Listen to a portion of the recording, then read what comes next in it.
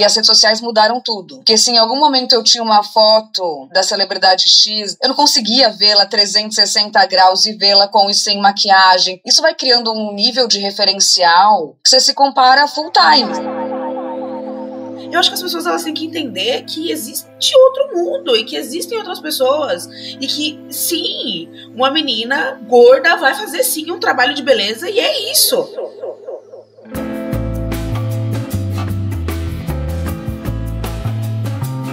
Você já olhou ao redor ou desceu o feed das redes e teve a sensação de que tá todo mundo ficando meio parecido?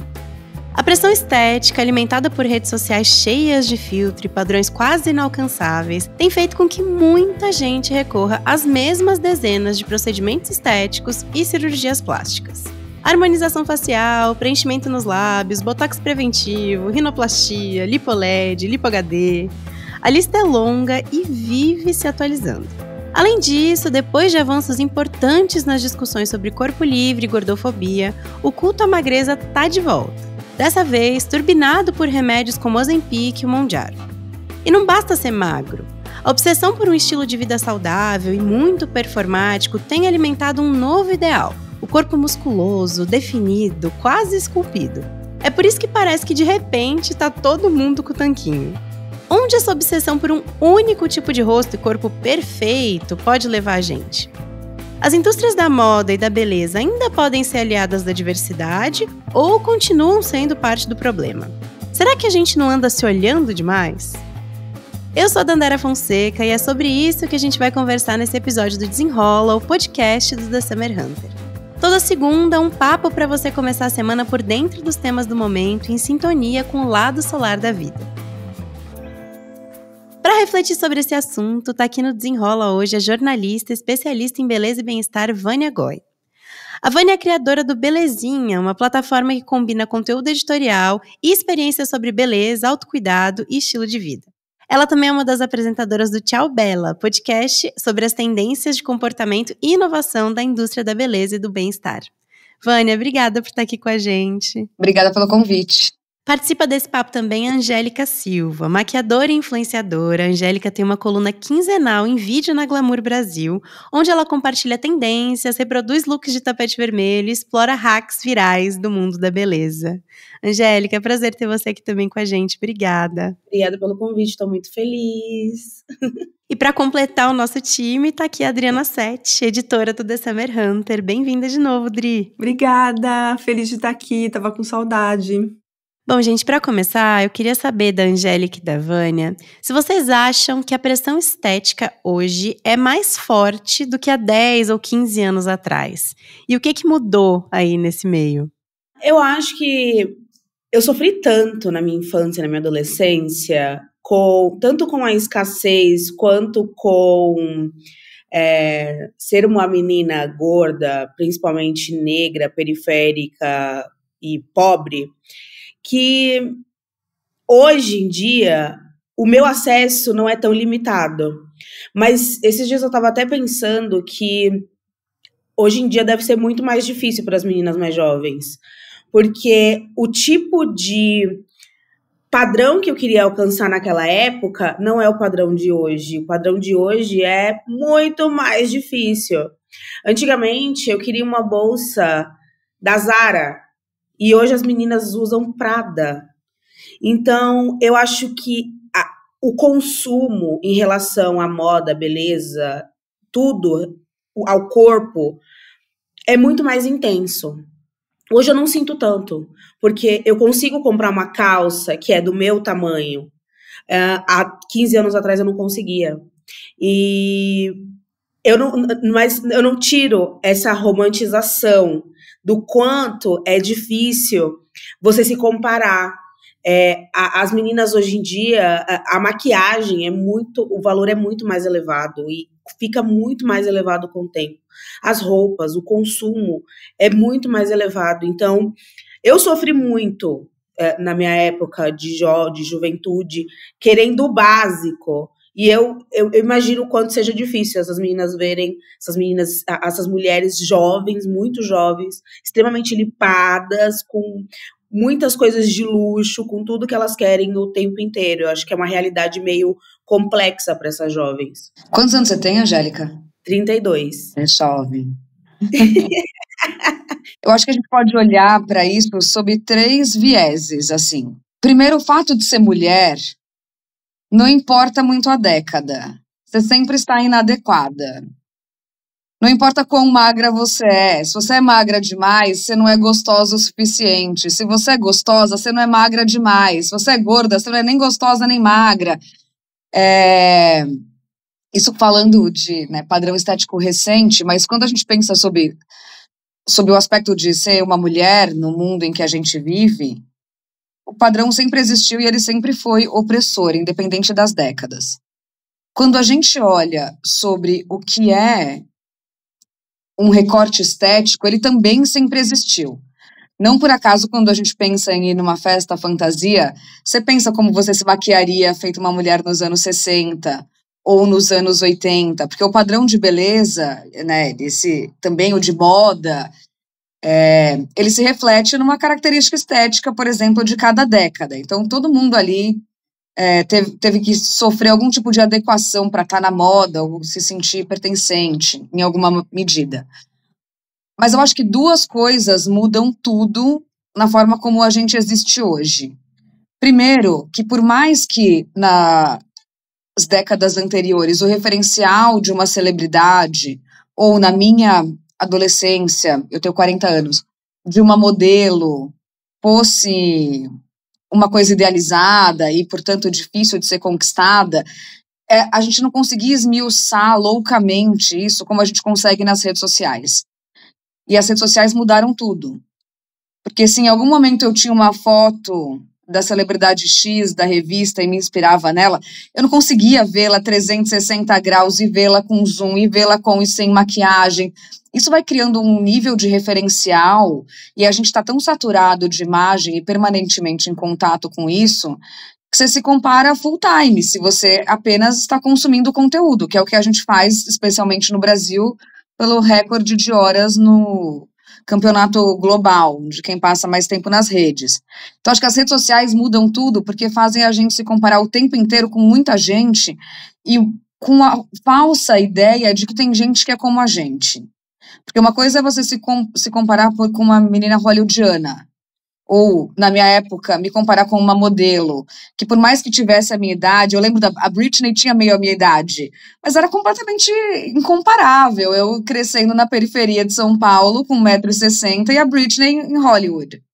A diferença é que as redes sociais fazem também com que você se compare com alguém que parece que pode levar uma vida parecida com a sua, que não é verdade, normalmente. Eu acho que a segunda coisa que muda tudo sob essa ótica de padrões estéticos é que, há bem pouco tempo atrás, nem 20 anos, a gente falar sobre transformações estéticas, elas eram consideradas algo muito radical. Então, você colocar silicone, que era a coisa mais simples, antes de ter o que a gente tem, era uma super cirurgia. Para você fazer uma mudança no seu nariz, você tinha que pensar se você faria essa cirurgia plástica que transformaria você completamente para a sua vida inteira. E eu acho que o nível de avanço tecnológico que a gente vem experimentando em tratamento estético também faz com que isso seja muito atraente por ser reversível. Então, se a gente antes usava delineador, porque isso estava na moda nos anos 60, hoje eu posso ter boca. E ela não é maquiagem. Ela é um procedimento que me dá muito menos medo de experimentar. Porque se eu quiser, eu posso não injetar daqui a um ano.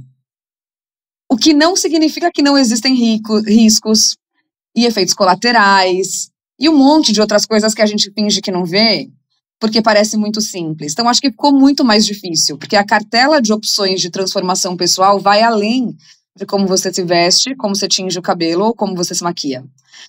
E o nível de comparação, exemplos e métodos possíveis para você conquistar tal coisa é infinito. Então, quando você vê, você quer... Eu sempre brinco, especialmente nessa seara, sobre como o wellness virou um lugar de performance, a gente só tem substituído ser workaholic por ser zen. Você não sabe o que você faz primeiro de manhã em jejum. Se eu faço jejum, se eu tomo um shot de não sei o quê, se eu tomo uma água com limão, se eu tomo um suco verde, porque a quantidade de exemplos do que vão, inclusive, ajudar a sua barriga a ficar chapada, porque, né, eu falo de saúde, mas tem gente que fala sobre estética o tempo inteiro. É um cardápio enorme de regras que você pode seguir para tentar se transformar numa outra pessoa, sobretudo numa versão melhor da sua pessoa, porque isso implica num julgamento de quase caráter e retidão moral de quem se cuida e é saudável. Então tá muito difícil, entendeu? Se comparar e querer ser de outro jeito, né? A régua tá muito alta. É muito difícil acordar 10 horas da manhã. Eu me sinto culpada às vezes. 5:30, amor. Você não comprou esse livro? Que os bem-sucedidos acordam às 5 da matina para ser uma grande empresária? O negócio é complexo, entendeu? Gente, eu vou trazer aqui, eu não sei se é um raio de um pouco de otimismo diante desse panorama, mas eu acho interessante que aqui a gente tem a Danda na faixa dos 20, a Angélica na faixa dos 30, a Vânia com 40 e eu com quase 50. Então, é uma escadinha boa para fazer comparações. E eu concordo que a comparação aumentou muito, enfim, desde quando eu era adolescente, que o nosso parâmetro era apenas revista, televisão, você não tinha nada na palma da sua mão o dia inteiro para se comparar.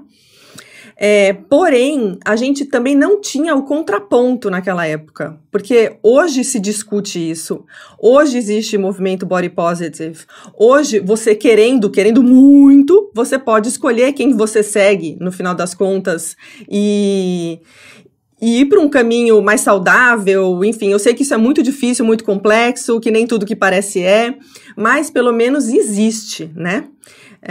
Então, eu venho de uma época em que isso não existia, eu fui bombardeada com diferentes padrões ao longo da minha vida, e por mais que eu seja uma mulher considerada padrão, enfim, eu sou branca, eu sou loira, eu sou alta, eu sou magra, eu sempre sofri também, sabe? Não tô dramatizando e... Sem hierarquizar, né? Mas é mulher sendo mulher, nunca tá bom. Exatamente, sabe? Assim, não tá bom pra ninguém. Os padrões nunca foram bons pra ninguém, para 99%. E, pelo menos, eu acho que ter esse parâmetro, essa discussão, já é um pouco mais saudável. Isso, com certeza. Era inclusive uma pergunta que eu ia fazer, acho que mais para a Angélica, mas depois a Vânia também quiser responder, porque é isso, né, as redes sociais, elas frequentemente são colocadas como vilãs dessa situação, e eu acho que realmente, né, elas têm um papel muito difícil ali, porque a gente até falou aqui, quando a gente estava discutindo sobre esse tema, que antes tinham várias mulheres que a gente considerava bonitas, né, enfim, modelos, etc., e elas eram levemente diferentes entre si, e com essas pressões estéticas, hoje parece que todas ficaram parecidas, entre o padrão elas estão parecidas, né? Mas assim, as redes sociais também, querendo ou não, também sendo uma mulher negra, né, Angélica, trouxeram pessoas que a gente conseguia se ver mais, né? Mais do que na TV, por exemplo, do que nas revistas. E eu acho que teve um certo lugar ali também de aceitação, né? Quando eu era mais jovem, quando eu era adolescente, e alguém sofria bullying na escola por ser gorda, eu ficava pensando, meu Deus, eu não posso ser gorda como essa pessoa, porque senão a próxima vai ser eu. Eu tenho que estar no limite, porque senão eu vou sofrer como essa menina. E aí, um dia eu cheguei num evento, depois de muitos anos, criando conteúdo já, e alguém falou que eu parecia com a Liso. E eu fiquei super feliz, porque eu acho a Liso maravilhosa. E assim, eu falei, tudo bem parecer com a Liso, ela é estilosa, maravilhosa, ela é linda. E tá ótimo. Eu nunca achei na minha vida que isso seria possível.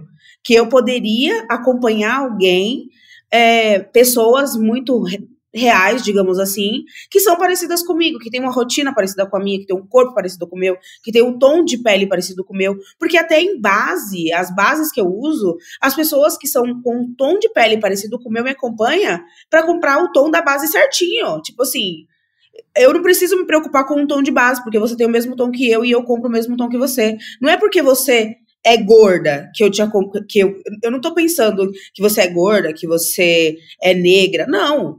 É porque você é parecida comigo. Eu tô te acompanhando justamente por conta disso.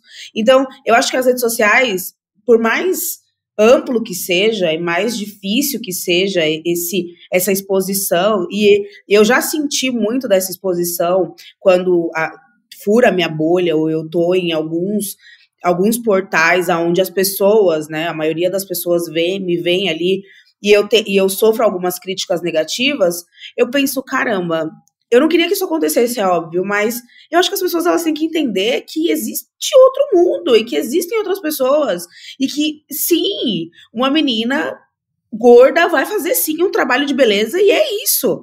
E porque senão você nunca vai ser aquela pessoa, nunca vai estar naquele lugar. E eu sei o quanto é doloroso pra mim, tipo, essa exposição, porque eu nunca gostei de me expor, eu nunca gostei de aparecer. Gente, eu atendi em salão, eu falo para as meninas até hoje, eu atendi as clientes com a cadeira virada do espelho para as minhas costas, porque eu não gostava de me ver ali o dia inteiro, ver minha cara. Eu não gostava, não era uma coisa que era para eu fazer. Só que essa conexão com as pessoas que são parecidas comigo é tão forte que eu fico assim, caramba, realmente, eu tenho que ser a pessoa que vai estar à frente disso, que vai bater no peito e falar, não, tá, sou eu, vou fazer aqui, para dar essa visibilidade para as outras pessoas, porque eu não tive isso, eu não vi uma pessoa como eu, quando eu era jovem. E se eu tivesse visto, seria diferente, né? Acho que essa é a parte mais legal da internet, quando isso de fato vira uma comunidade que você se acha e tem troca, isso dá conforto, dá mais confiança, aumenta seu repertório.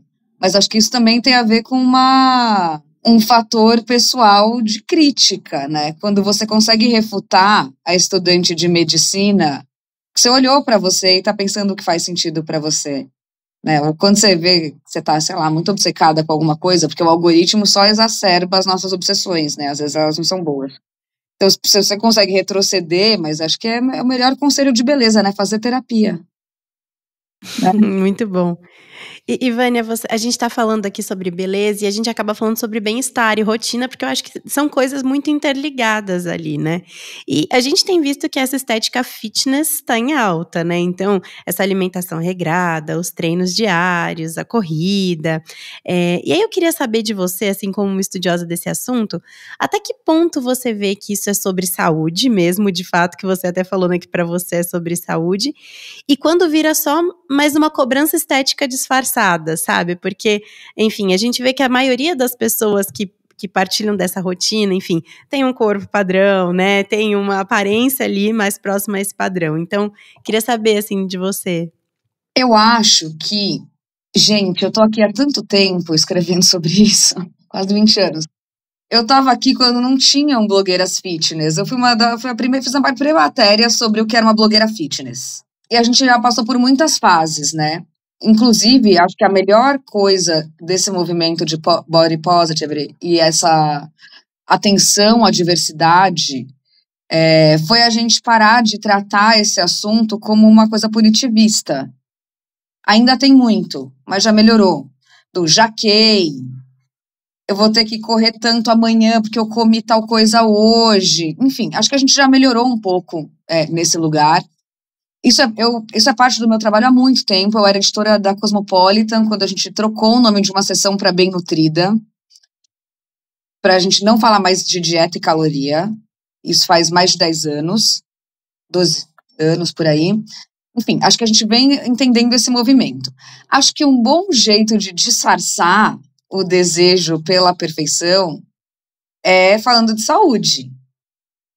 Porque não nos enganemos, nem eu que estudo esse assunto e faço análise há 20 anos. Ninguém está livre do padrão, não vai ser na minha vez que vai acabar. É óbvio que eu olho, eu também quero de alguma maneira responder ao padrão. Mas eu acho que aí a gente precisa pensar se quem quer ser um formador de opinião deseja que isso faça parte da forma como você se posiciona. Não dá para ser perfeito e falar, não ligo. Não, é foda, a gente liga. A gente precisa ter uma visão crítica sobre isso. Mas o que eu acho mais problemático nessa história do fitness, e veja bem, eu sou uma ex-sedentária altamente fitness. Peso minhas proteínas, malho todo dia. Eu quero viver 100 anos agachando. E com memória. Fazer musculação ajuda a ter memória. Então, eu sou uma grande defensora da vida fitness de comer direito. Mas eu acho que, como a gente vive numa sociedade capitalista e que tudo é sobre consumo e performance, a gente rapidamente pode transformar tudo nisso. Então, se você vai malhar, cara, você precisa usar a roupa, o conjuntinho, que eu tô me sentindo gata. Eu também, tá? Me coloco nesse lugar. E, de repente, é muito sedutor comprar muitos suplementos. E, de repente, é muito sedutor falar que você come muitas proteínas e que você toma um gelzinho de eletrólitos. Porque a gente vive numa sociedade que é sobre consumo.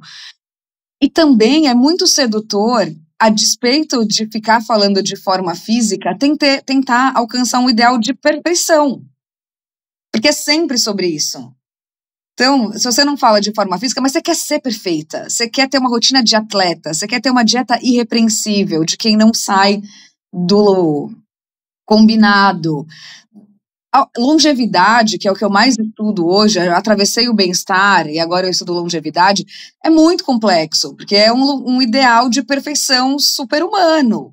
Então, eu vou me alimentar de um jeito, eu vou malhar de um jeito, eu vou dormir de um jeito, eu vou estar suplementada de um jeito, que eu vou viver 100 anos. Brian Johnson, o milionário que quer fazer todos os tratamentos.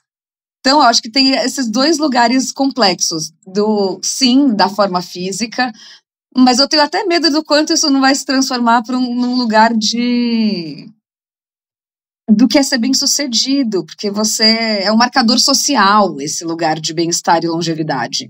É quanto dinheiro você tem para fazer essa academia e ter personal, e correr na rua, e tomar suplementos. Hoje é um marcador de status, mais do que um marcador de estética. Mas aí vem tudo junto, entendeu? Porque aí quando você vê, você tá ali perguntando pra sua médica se dá pra perder uma coisinha aqui, e aí alguém tem que falar, mano, para, entendeu?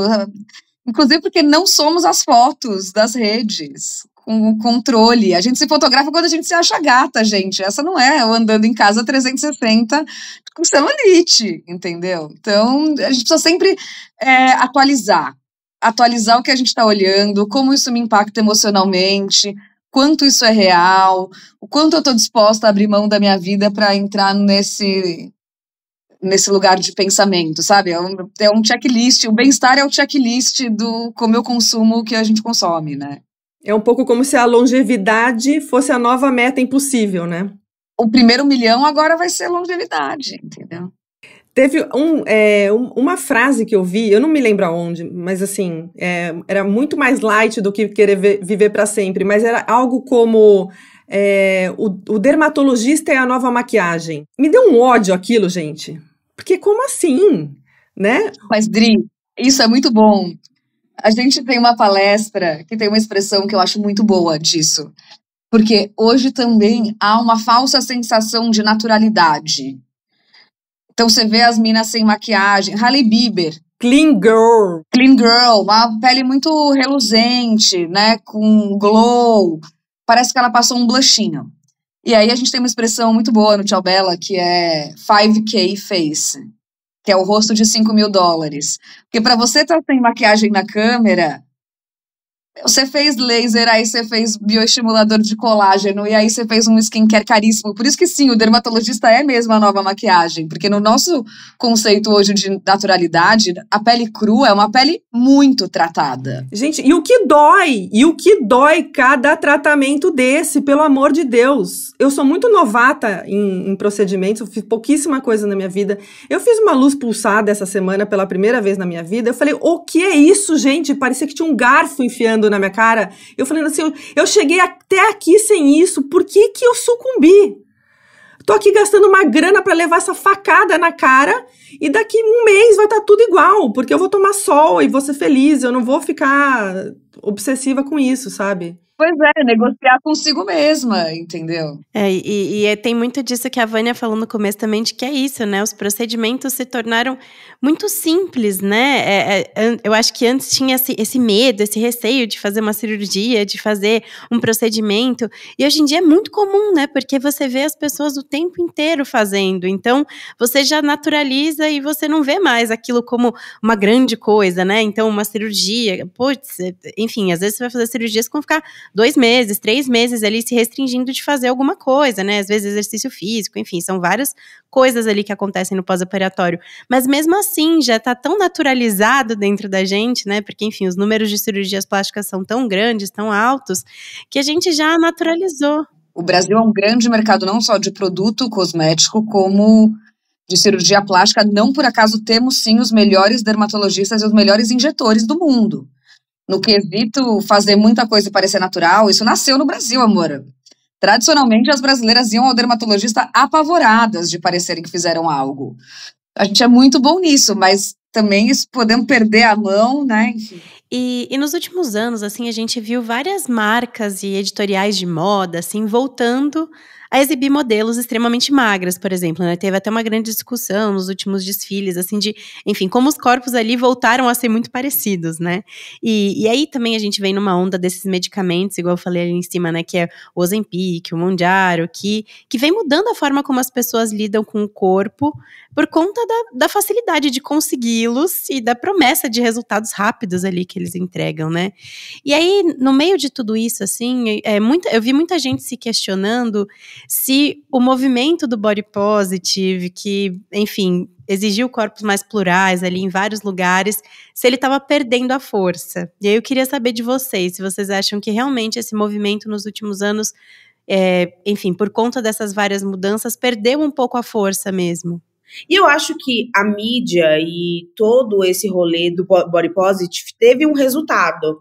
Mas é lógico que isso não seria linear, não ia ter como, isso não aconteceria, era visivelmente uma jogada muito de marketing. Eu lembro que eu fui numa loja, numa fast fashion um dia, e tinha muitas roupas do meu tamanho, e eu fiquei passadíssima. Tipo, e o que eu mais fiquei feliz é que não tinha um lugar na loja onde estava escrito lá plus size, e aí tinha 5 calças e 2 blusas. Não, era tipo uma parte da loja que tinham roupas grandes e que estavam junto com as roupas menores. Que é o mundo ideal, né? Sim, que eram iguais às roupas menores. E eu falei, caramba, realmente, nossa, eu acho que agora vai dar certo isso aqui.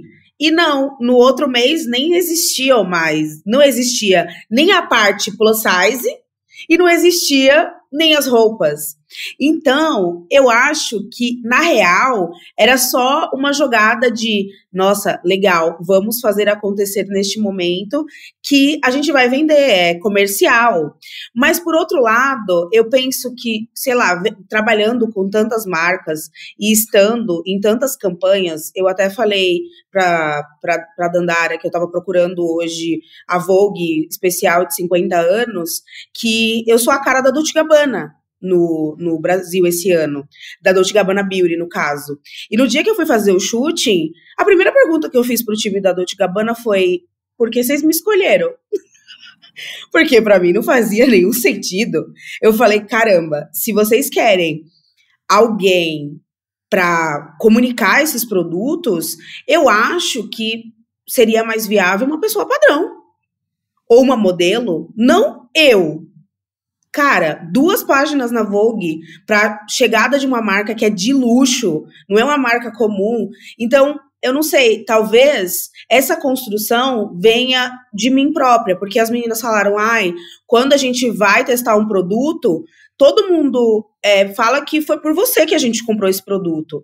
E não é porque eu sou uma mulher gorda, mas porque eu sou muito boa maquiadora, eu sou muito boa comunicadora de beleza. E então, por alguns parâmetros, eu penso assim, será que eu tô fazendo alguma coisa legal e que vai ali marcar um momento? Será que as pessoas elas vão falar só de beauty ou elas vão reparar que eu sou uma mulher gorda ali numa revista ou numa campanha grande? Será que elas sabem que isso tem sim uma importância? Porque isso não vai mudar na minha vida. Não vai mudar na minha vida nunca. Eu posso perder 30 quilos, eu vou ser uma mulher grande. Eu vou ser uma mulher que, na visão das pessoas, eu vou já ficou fixado a Angélica gorda. Então, talvez, não que isso tenha mudado ou diminuído, mas em alguns parâmetros, talvez comercialmente, talvez na parte de um lugar onde as pessoas não consigam comprar uma calça 54 por R$100, não vai existir realmente. Mas aonde existem marcas nascendo só para mulheres gordas, que uma calça é R$400, mas é só para mulheres gordas. Então, por um lado, a gente vê que uma balança foi embora, que eu acho que é o básico, que é uma coisa que deveria existir e deveria ser totalmente acessível. Eu queria muito usar a blusa de uma menina que usa P, talvez, ou a roupa, tanto que hoje eu tenho que produzir uma roupa de uma menina magra, porque eu não tenho, eu não consigo entender porque uma pessoa pode fazer um vestido PMG e não pode fazer um vestido G2, talvez, porque se é o mesmo tecido, eu uso o mesmo tecido de uma menina magra num vestido. Então, eu sei que é uma perda, mas pelo meu lado, e pelo lado do meu acesso, eu consigo, sabe, me estabilizar, eu consigo ser a Angélica. Mesmo que isso, muitas vezes, me traga muitas dúvidas, porque eu falo, será realmente que... Será que eu tô aqui? É aquele velho ditado, minha avó fala, você tem que prestar atenção se as pessoas estão rindo pra você ou rindo de você. E às vezes eu fico, será que tá acontecendo aqui?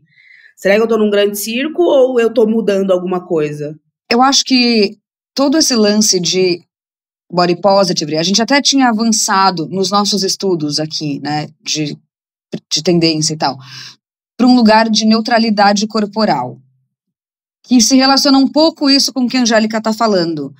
Não importa se ela é gorda ou magra ou...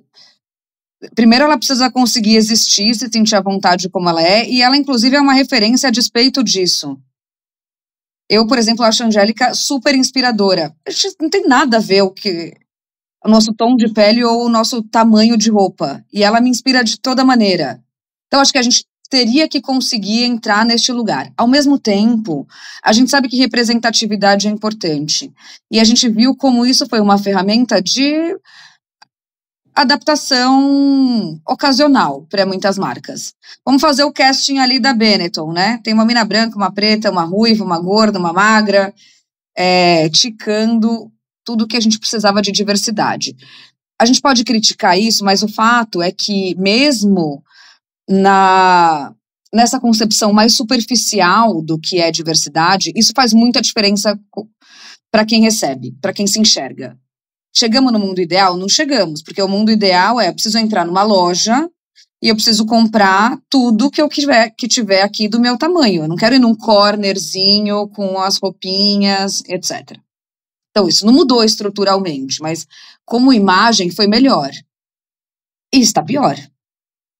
Né? A gente tem tido cada vez menos representatividade e acho que as pessoas cada vez menos temerosas de se expor desse jeito. Se a gente for pensar há 10 anos, áudios como o magras do TikTok, ou o filtro que as influenciadoras magras ficavam rindo de si mesmas na sua versão gorda, que ficou rolando há 2 semanas, isso cancelava as pessoas. Então, o TikTok para mim é sempre um grande termômetro de quão à vontade elas se sentem para, por exemplo, fazer piadas como essa. Então, não me parece um bom cenário.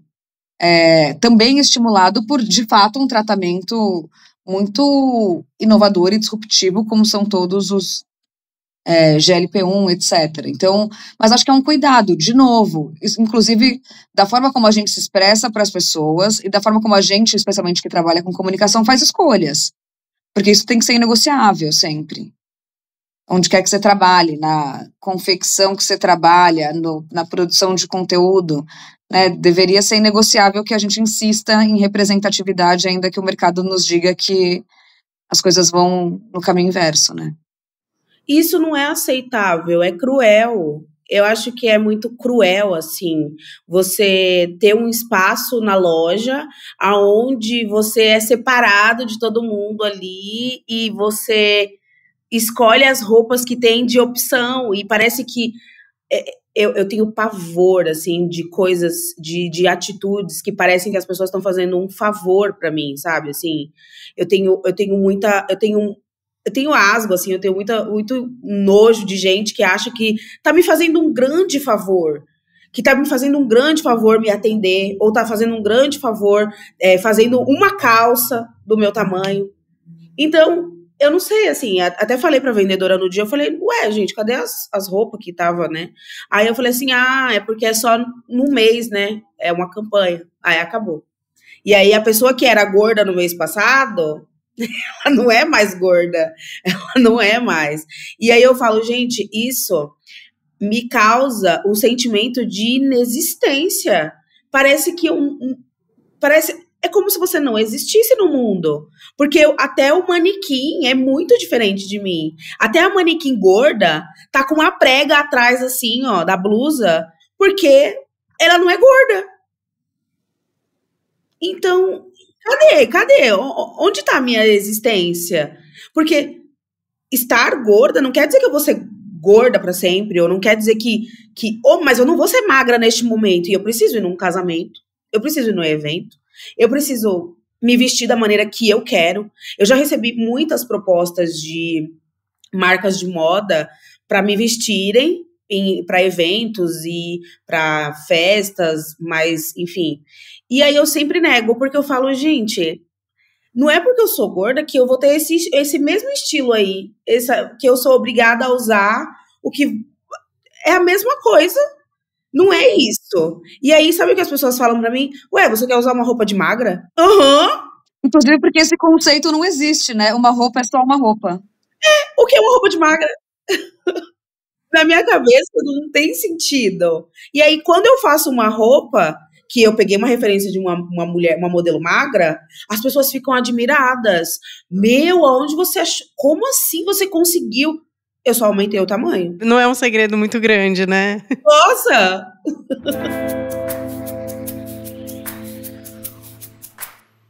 A Manu comentou aqui que ela falou, esse ideal de perfeição é uma loucura. Racionalmente a gente pensa, não posso me comparar desse jeito, me cobrar desse jeito, não é justo comigo. Agora no off é diferente, né? É isso, mas não tem perfeição, gente. É terapia. Checklist diário. Todo mundo é pega. E a Fernanda, ela mandou uma pergunta aqui para vocês, puxando esse gancho. Acho que a Vânia ali, como pesquisadora, né, pode começar respondendo. Do quanto vocês veem que a inteligência artificial está impactando esses padrões de beleza? A gente tem um episódio sobre isso no Tchau Bela. O que a gente vê... Primeiro, é que eu tô walk, parece que eu sou a pessimista, sabe, desse trio. Hipercrítica, eu sou, mas calma, tem coisa legal também. Você é muito legal. A Angélica me conhece no off, eu não sou essa pessoa pessimista, mas é que o mundo é difícil, tem que problematizar. Mas sobre AI, tem um lugar de inovação muito interessante que a gente vê, especialmente para desenvolvimento de produto. Então a gente tem marcas, por exemplo, de skincare, que óbvio, conseguem fazer uma varredura de dados humanamente impossível, capazes de transformar qualquer produto em algo feito para você, num tempo que a gente não conseguiria nem testando geneticamente o mundo inteiro. Então, tem um lugar de inovação que é muito interessante. Tem um lugar, e é para onde a gente começa olhando tendência sempre, para as manifestações mais artísticas, então artes plásticas, como é que as pessoas estão usando isso para criar realidades muito legais. Para criar corpos que não existem, pessoas de cores que não existem. Então, assim, dá uma amplificada no que a gente pode ser imaginativo, que eu acho muito atraente. Eu não quero uma realidade virtual igual a que eu vivo. Então, eu quero voar, eu quero ter asa, eu quero ter chifres, eu quero ter outra pele. Então, tem uns exercícios estéticos que são muito legais. Mas, ao mesmo tempo, a gente olha para o que vem sendo desenvolvido e como as marcas já estão, as marcas desenvolvedoras de tecnologia lá do Vale do Silício, já têm que fazer seus boards de diversidade, porque a gente precisa pensar que a AI é alimentada por nós. Então, se o que a gente publica na rede é um bando de reforço de padrão, é natural que é daí que ela bebe de informação. Um dos exercícios que a gente tem num estudo recente são pesquisadores digitando em ferramentas um homem indiano. Ele é um homem de 70 anos com um turbante, um homem mexicano. Ele é um homem de sombreiro. Um presidiário americano. Ele é um homem negro. É uniforme a forma como ele vai criando imagens, por exemplo, intuitivamente, né? Dentro do que é a inteligência generativa. E nada disso é mais do que um reflexo de como a gente existe como sociedade. Então, se esses modelos são treinados por nós, a gente precisa treinar eles melhor. Isso significa que a gente precisa se treinar melhor sobre a forma como a gente vê o mundo, para não cair nessas armadilhas de caricatura, né? E acho que hoje já está ficando mais refinado. Quando a gente pensa em...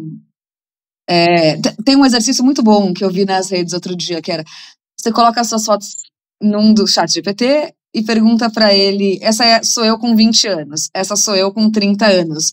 Falei, me mostra como eu sou com 40. É super estereotipado, entendeu? O que ele enxerga que é uma mulher de 40.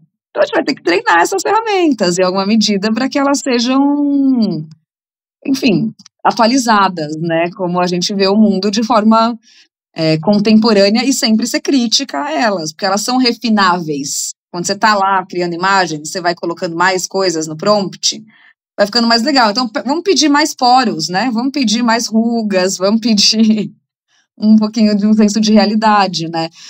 E a gente tem dados alarmantes, né? Em alguns anos, 90% de todo o conteúdo que a gente vê, por exemplo, em algumas das redes sociais serão feitos por inteligência artificial. Claro que tem um humano no comando, mas precisamos fazer com cuidado, né? E hoje eu já vi viralizar no X, por exemplo, influenciadoras que são feitas por IA, né? Enfim, e aí vai até o limite do absurdo, né? Que é, enfim, produtoras de conteúdo adulto criadas por inteligência artificial. E são as mulheres com um corpo perfeito que não existe na vida real, e agora a IA possibilita, né, que, enfim, centenas de mulheres criadas por inteligência artificial existam nesse espaço, né? E a gente vai entrando em lugares muito mais difíceis, que é... E quando você cria conteúdo adulto com uma imagem de uma mulher de 12 anos? Se ela não existe, isso é ilegal? É menor de idade?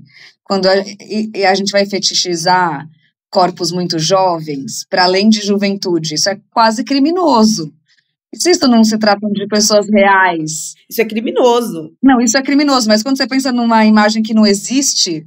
assim, então tem um nível de... A vida real tem que acompanhar a inovação em tantas esferas, que é isso, como é que a gente criminaliza algo parecido com isso, né? Cara, é super complexo, mas acho que... Enfim, precisamos ficar atentas, porque senão vai todo mundo ficar com a mesma cara, perfeitinha, pele lisa, corpo esculpido, feito por inteligência artificial. Já estava difícil de competir com pessoas mais ou menos reais, né? Ai, gente, vamos largar a mão, não vamos olhar. É sério, não dá, entendeu? Eu tenho um contrato com uma marca que a gente, para qualquer conteúdo que eu faça, a gente não pode usar filtros, né? Filtros que modifiquem formato, pele, enfim. E na verdade, esse contrato acabou há algum tempo e eu continuei mantendo, porque eu acho que eu lia tantas coisas absurdas quando eu falava sobre esse tema, quando a marca pedia para eu falar, que eu não achava isso problemático de uma maneira engraçada. As pessoas, elas acham isso problemático de uma maneira legal, engraçada. Eu vi uma mulher um dia falando assim, ai, se for para me ver feia, vem aqui na minha casa. Amor, quem tá se olhando no espelho é você.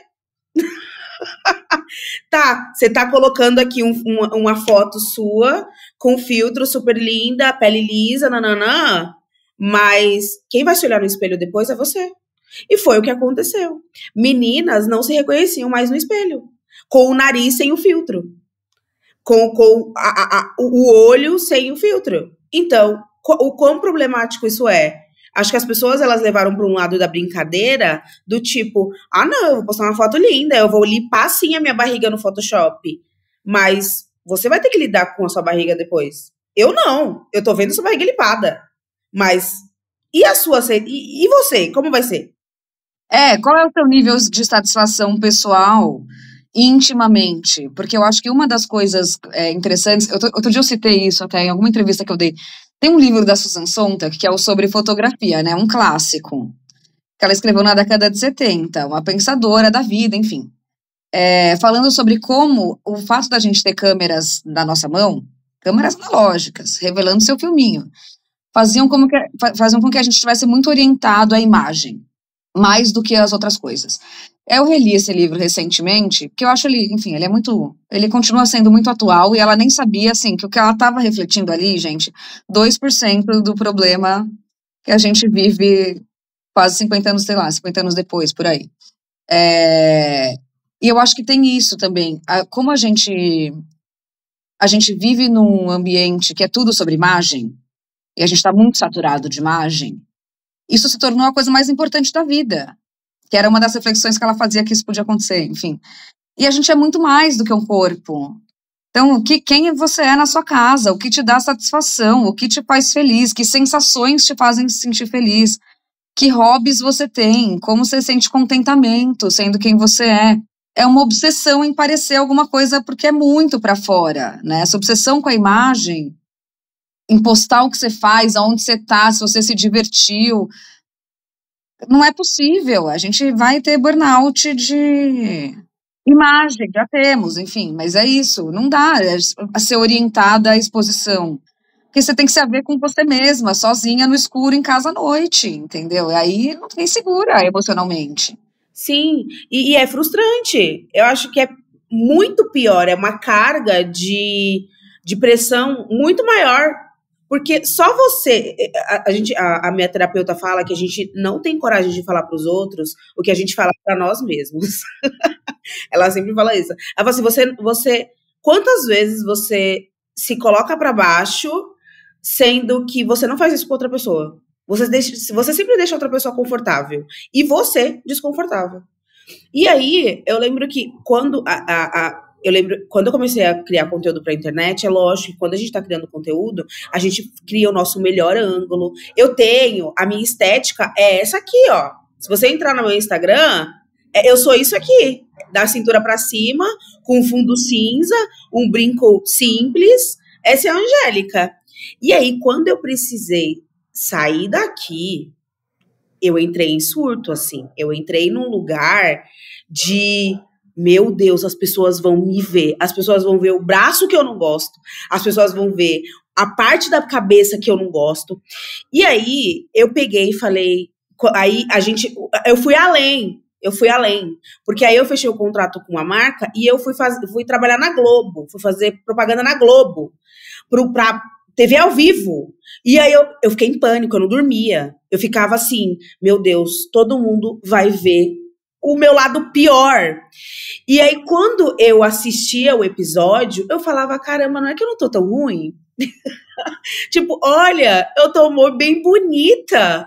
E às vezes, as pessoas me encontram na rua e elas falam assim, nossa, você é muito mais bonita pessoalmente. E eu fico, sério? Porque eu me sinto muito bonita no vídeo, mas às vezes pessoalmente eu não me sinto tão bonita, eu tenho um pouco de receio das pessoas falarem que eu não sou tudo aquilo, porque eu tô pegando o meu melhor ângulo, eu passo sombra no olho que eu mais gosto, eu uso batom na cor que eu mais amo, e sair daqui foi um pânico pra mim, porque não era nem pra eu estar aqui, na verdade, na minha cabeça, era pra eu tá escondida com uma burca assim no olho, entendeu?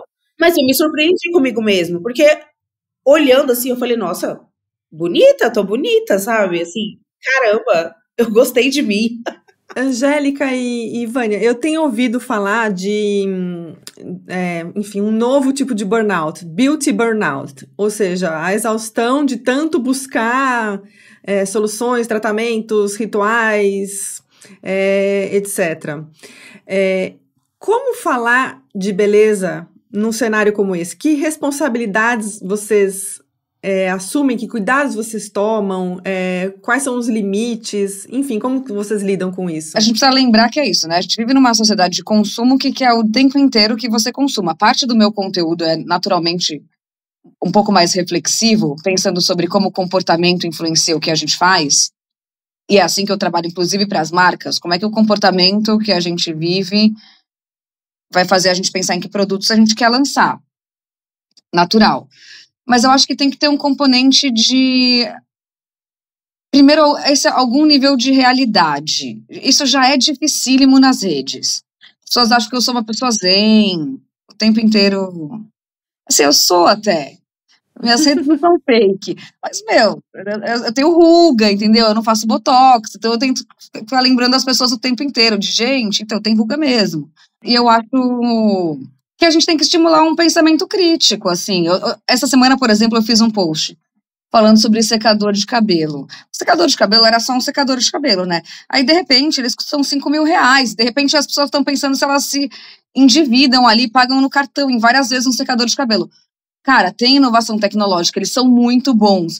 Mas vamos olhar, por que você quer ter um secador de cabelo? Qual que é a pira do secador ostentação? Eu também adoro design. Eu também adoro tecnologia, mas eu preciso voltar sempre na minha vida, né? Enfim. Então, acho que tem um estímulo de um pensamento crítico, assim, na hora que a gente vai falar de beleza e não ser refém, um exercício que o jornalismo me fez ter, de não ser refém dos claims do milagre da publicidade. O jornalismo me faz permanecer uma pessoa rígida com a apuração, que quer ouvir especialista, que quer ouvir quais são os prós e contras, que está falando de quanto as coisas custam, ainda que para cada um preço seja né, enfim, algo completamente individual. Mas acho que o jornalismo me ajuda a ser mais rigorosa e não prometer milagre, não reforçar códigos de comunicação como você tem que ter. Ninguém tem que ter nada, ninguém tem que parecer nada. O must have. Não, amor, se a gente entrar nessa, todo dia tem lançamento de beleza, é enlouquecedor até pra mim que recebo tudo. Então a gente precisa lembrar, voltar, esse burnout da beleza é voltar. Porque assim, skincare só funciona feito com regularidade. Um dos quadros do Belezinha é até a última gota, a gente precisa usar as coisas que a gente compra até o final. Porque todo dia parece que tem algo melhor, mais tecnológico, mais inovador, com mais resultado. Então, ter calma. Uma das coisas das minhas assinaturas é sem pressa. A gente tem a vida inteira para usar rímel. Você não precisa ter uma coleção de 20. Precisa usar as nossas coisas até o final, inclusive para sentir resultado. Eles não aparecem do nada.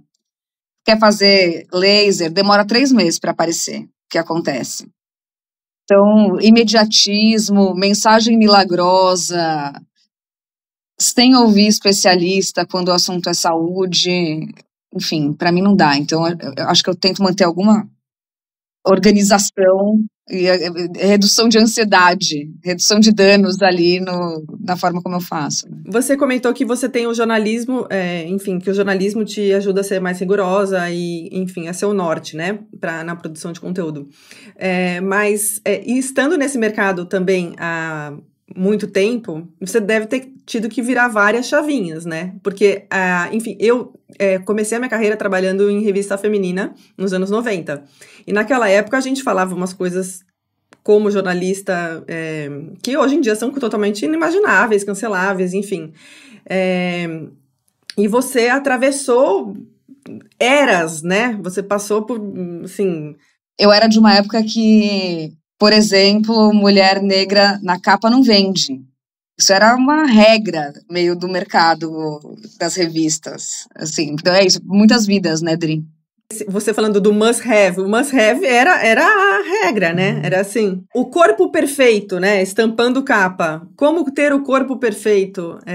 E daí tinha uma menina de 2 metros e pesando 40 quilos na capa. E vida que segue, né? Não existia, assim, um debate. Eu lembro da gente, na redação, internamente, brincando, assim, meu Deus, mas se as mulheres fizerem tudo que a gente tá mandando aqui, elas vão ficar malucas.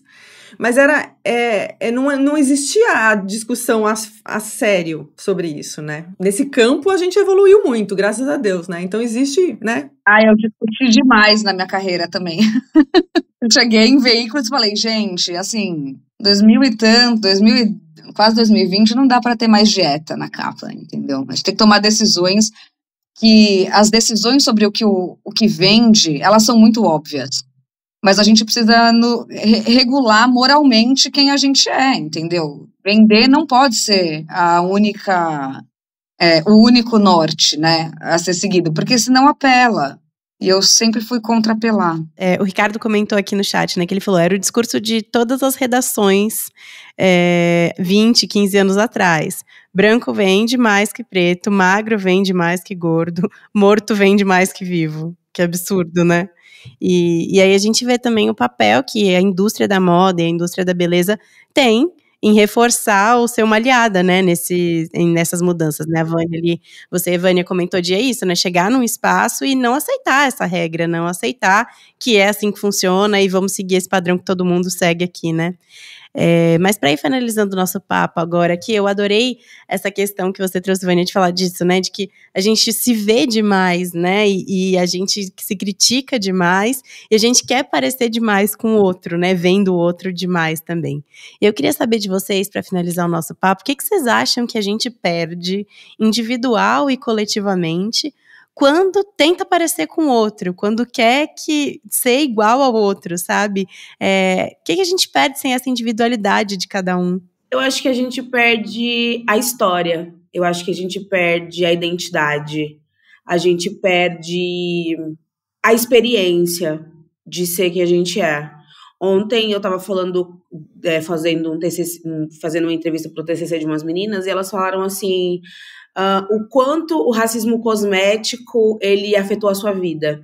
E eu falei, ele não afetou a minha vida. Eu sou uma menina miscigenada. Eu tenho um tom de base, nem que seja um.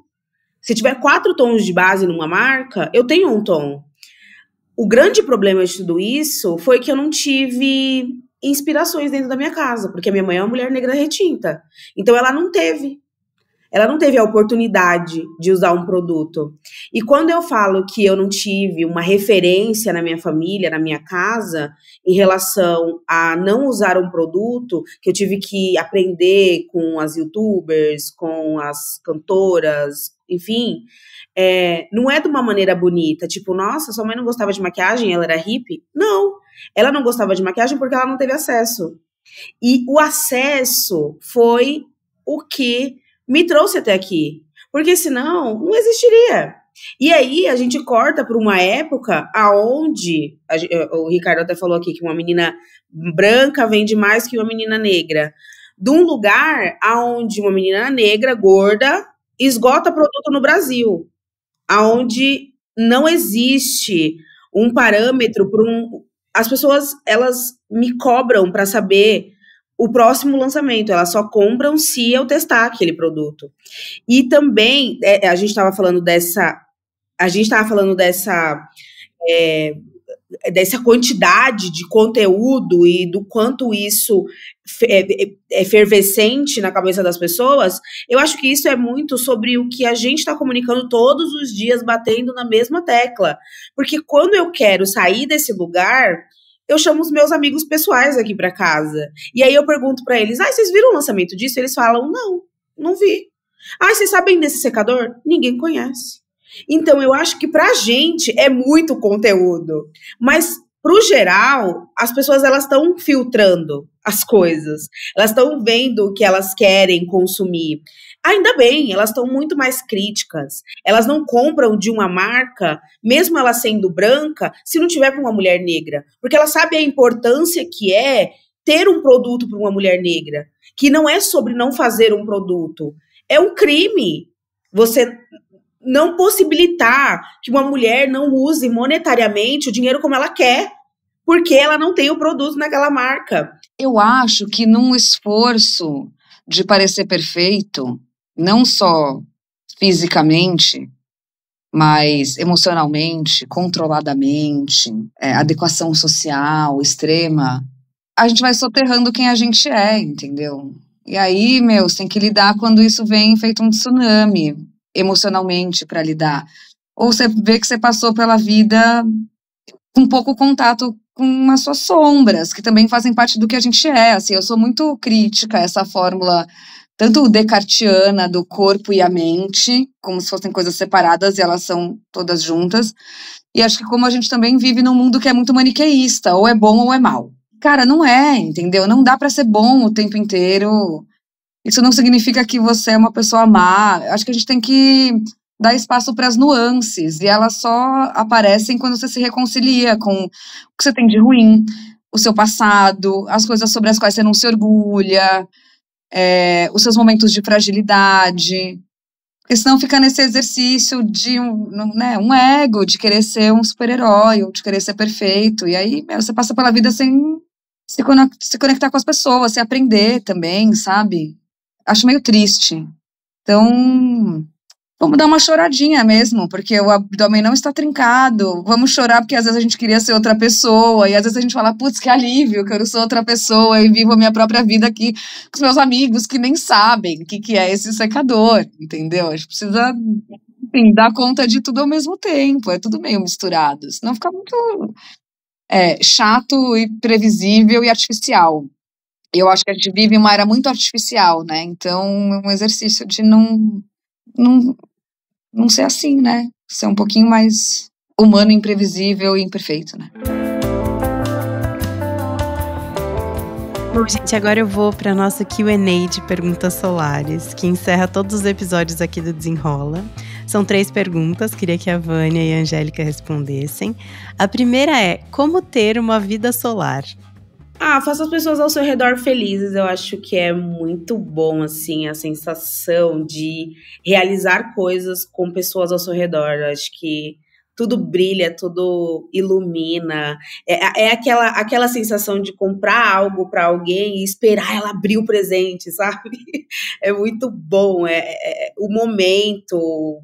Enfim, eu acho que eu gosto muito disso, assim, de compartilhar coisas que as pessoas não sabem, elas ficarem muito chocadas, porque parece que a gente está num ambiente onde a gente tem que consumir o tempo inteiro e a gente esquece do básico, eu acho. Eu acho que, para além dos clichês, como uma paulistana que sente falta de uma vida outdoor, e isso me dá muita satisfação pessoal, eu acho que é sair da tela. Tem um lugar de conexão e de se sentir radiante, de dar risada com seus amigos, de chorar, que, cara, não é um áudio, não é assistindo, é vivendo, sabe? Então, menos celular. O verão tem gosto de quê pra vocês? Picolé de maracujá do 10 Santos. Que delícia! Eu amo picolé, e é uma memória afetiva muito grande que eu tenho desde criança, assim. Então, né, minha avó compartilhava com a minha mãe compartilhava com a gente compartilha com as crianças, assim. Eu sei que é uma coisa muito genérica, mas é uma coisa meio geracional. Tipo, eu sou muito apaixonada por sorvete, e o meu sobrinho de 5 anos, ele também é muito. Então, eu não imagino que seja por conta do sorvete, eu imagino que seja por conta da nossa geração, sabe? Eu prefiro acreditar, me deixa. Eu acho que verão tem gosto de fruta. E essa é uma coisa muito brasileira, assim, uma manga gostosa, bem doce, melancia, sabe? Coisas que dão muita vontade de comer no verão, que me dão preguiça de comer no inverno também. Muito bom. E a última pergunta é, qual foi a última coisa que fez vocês se sentirem vivas de verdade? Eu acho que foi meio que uma conquista pessoal, mas é uma coisa muito legal, assim, que eu recentemente dei uma casa para minha irmã, e eu acho que ser alguém que provê através de uma coisa que nunca existiu é muito legal, é muito legal. É uma responsabilidade muito grande ser o pilar de algo, porque todo mundo quer contar com você o tempo inteiro, mas você muda tudo que você conhecia em relação à sua família, ao que as pessoas pensavam. Então, muitas vezes, até esteticamente, o que uma pessoa pensava de mim, hoje ela pensa de outra maneira. Ela sabe que eu estou exercendo bem uma profissão, que eu estou exercendo bem o papel de ser uma mulher, mesmo que seja não padronizada enfim, porque parece que a gente não tem conquistas, e isso me faz sentir um gosto, assim, de vida, assim. Eu acho que a responsabilidade de ser quem eu sou hoje, e de ser a provedora de tudo, e de cuidar das pessoas que eu amo de verdade mesmo, tô falando da maneira material, porque sentimental, da maneira da maneira mais tocante, a gente teve esse acolhimento a vida inteira. Mas eu tô falando do material mesmo, eu acho que ascender na vida como uma mulher negra, gorda, e trazer a minha família para isso, e eles poderem sentir o gosto, assim, um pouco daquilo que eles nunca sentiram, para mim, é o que mais me faz me sentir viva, assim, feliz e realizada, é o que faz tudo valer a pena. Eu acho que tem uns momentos que a gente se sente viva, né, que são tão inesperados, assim, e não são planejados. Tô pensando recentemente, quando eu me senti assim, eu fiz uma viagem, eu passei o Réveillon na Chapada dos Veadeiros, e eu passei um carnaval muito feliz com as minhas amigas, por muitas horas, sou muito carnavalesca. Uma grande amiga minha voltou depois de uma década a morar no Brasil. E aí eu choro nesses momentos. Às vezes eu só tô, tipo, numa balada com ela, mas só eu posso estar na baladinha com ela toda semana, me faz chorar. Ou você chega numa paisagem, eu falo, nossa, isso é tão bonito, que inacreditável. Ou tô no bloco de carnaval, 7 da manhã, vendo a concentração, eu dou uma choradinha de, esse é o Brasil que deu certo. Eu tenho esses momentos, sabe? Mas acho que às vezes estou muito no dia a dia, assim. Você só tá ali presente, prestando atenção no que tá acontecendo ao seu redor, né? Muito bom. Vânia, Angélica, Dri, queria agradecer demais pelo papo. Muito obrigada por vocês terem participado desse episódio do Desenrola. Eu tô muito feliz, foi muito legal, principalmente junto com a Vânia, que eu admiro muito, maravilhosa. Com certeza, um momento muito emocionante, muito legal. Obrigada pelo convite. Eu adorei, gente. Eu sou muito Summer Hunter. Muito obrigada, meninas. Queria agradecer também quem acompanhou esse papo aqui em tempo real, comentando, trazendo insights, trazendo perguntas. Se você quer estar aqui na próxima gravação de episódio, entra lá no The Summer Hunter Club, a nossa comunidade no WhatsApp, que a gente sempre manda o link um pouquinho antes para você participar. Obrigada a todo mundo que está ouvindo aí também. Se você curte o nosso trabalho, siga o Desenrola na sua plataforma de áudio favorita. Isso ajuda muito a gente, o podcast. Conheça o Instagram, newsletter, os outros braços ali do The Summer Hunter. E é isso, até o próximo episódio. Este foi mais um episódio do Desenrola, o podcast do The Summer Hunter. A apresentação e o roteiro são meus, Dandara Fonseca, com edição de texto da Adriana Sete. As capas dos episódios são de Eduardo Gaiotto e a produção executiva é de Ricardo Moreno. A edição, mixagem e trilha sonora são da Tumpats.